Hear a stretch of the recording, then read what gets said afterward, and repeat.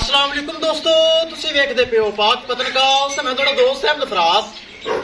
दोस्तों सब तो पहले रिक्वेस्ट है चैनल को सब्सक्राइब कर लो, फेसबुक वाले बराबर बहुत अच्छे पेज को फॉलो कर लो, जिससे मेरे बराबर नु अच्छी नस्ल की गाय 20 प्लस 25 प्लस 30 प्लस वाला जानवर चाहिए हो बाएतमाद और भरोसे में परचेज कर सकता है।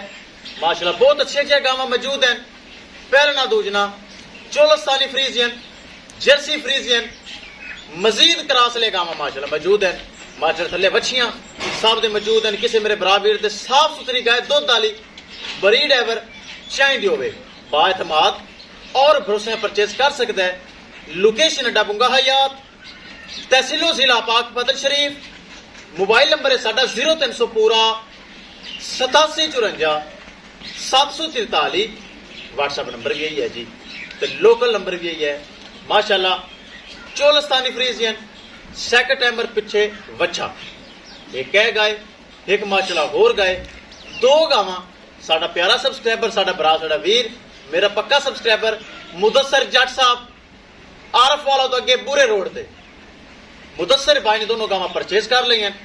अल्लाह ताला सोने राह मुदस्सर भाई दे नसीब करे। इस तो इलावा किसी मेरे भरा वीर नूं मजीद गाय अच्छी नस्ल की वच्छी वाली गाय चाहिए होवे माशाल्लाह जानवर माशाल्लाह काफी सारे पिछे अवेलेबल हैं, मौजूद हैं, रब्ता करके परचेज कर सकता है। कैमरामैन साहब दोवें गावां छड्डो ते अल्लाह दा नाम लैके करो लोड। ले चलो जी दोवें गावां छड्डो ते अल्लाह दा नाम लैके करो लोड, दूसरी भी छड्डो। लो जी दोस्तों गड्डी आ गई, गड्डी थोड़ी लेट हैगी सी, चेक कर लो माशाल्लाह। गड्डी नंबर दिखा देवा, फिर दोनों जानवरों की लोडिंग विखा देवा। लो जी ए गड्डी नंबर, किराया बड़ा मुकूल करवाया भरावां वास्ते।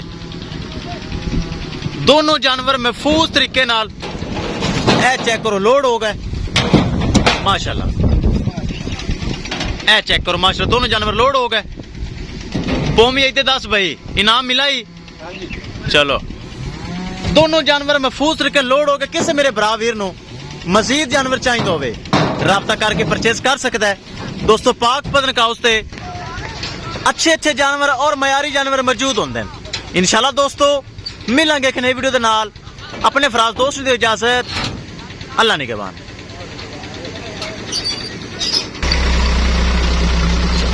लो जी अल्लाह दे सुपुर्द।